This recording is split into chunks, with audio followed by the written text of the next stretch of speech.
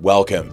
If you enjoy this type of content, then subscribe and hit the bell icon so you never miss out on any of our latest and greatest uploads. The helicopter may have crashed into a hillside in Calabasas, California on Sunday, January 26, 2020, but it was immediately felt around the world. The headline accompanying it was completely surreal. Basketball great Kobe Bryant was dead at the age of 41.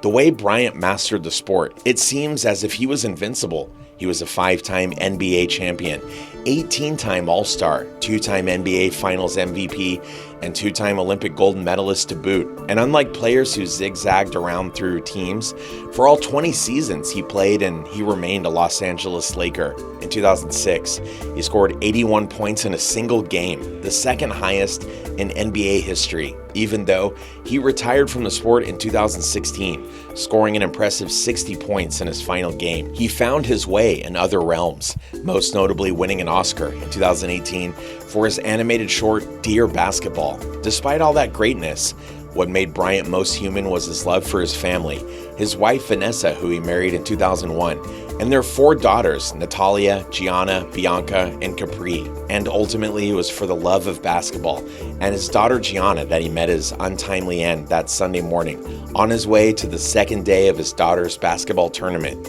Other helicopters were grounded that morning due to poor flying conditions. There was no lazy Sunday morning for Bryant on January 26th. By 7 a.m., he had already stopped by his Catholic church, since he had to get from his Newport Coast home to John Wayne Airport in Santa Ana by 9 a.m. in order to catch the helicopter to get to day 2 of the tournament in time for the team's first game at 12 noon.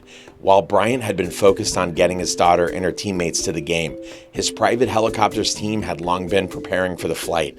The day before, a group text had been started among the crew members.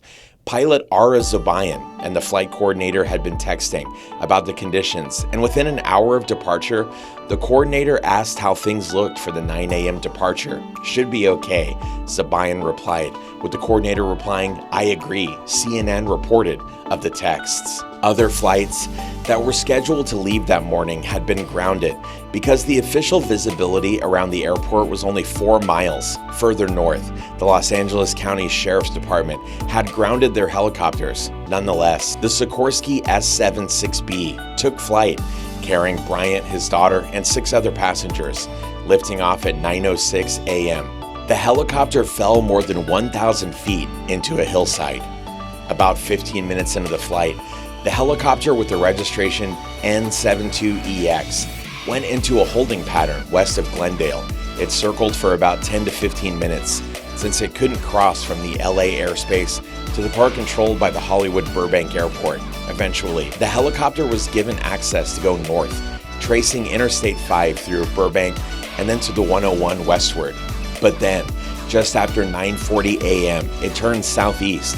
The vehicle then climbed 2,300 feet before falling 1,085 feet into the hill, the New York Times reported, estimating it missed clearing the hill by about 20 to 30 feet.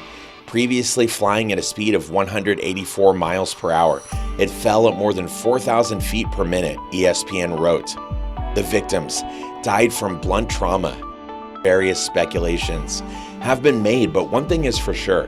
The Los Angeles County Coroner's report showed that the crash was brutal, ESPN reported, painting a picture of broken bones, dismembered body parts, and a stench of fuel on what remained of the clothing that burned. The extent made it clear that they had likely all died instantaneously from blunt trauma. Along with the famous father and daughter were Orange Coast College basketball coach John Altobelli, along with his wife Carrie and daughter Alyssa, fellow basketball coach for the girls team Christina Mazur, and Sarah Chester and her daughter Peyton. Pilot Zobayan also died. One notable fact is that the helicopter was not equipped with a terrain awareness and warning system that indicates when an aircraft might hit the ground, though the Federal Aviation Administration only requires it for air ambulances. The NTSB does recommend it. Since the incident, a push has been made to turn it into a requirement. And with that, we've reached the end of this video, all about Kobe Bryant's tragic death. If you enjoyed it and you found it helpful, don't forget to leave a like and subscribe for more content just like this. And thanks for watching. We'll see you again in the next one.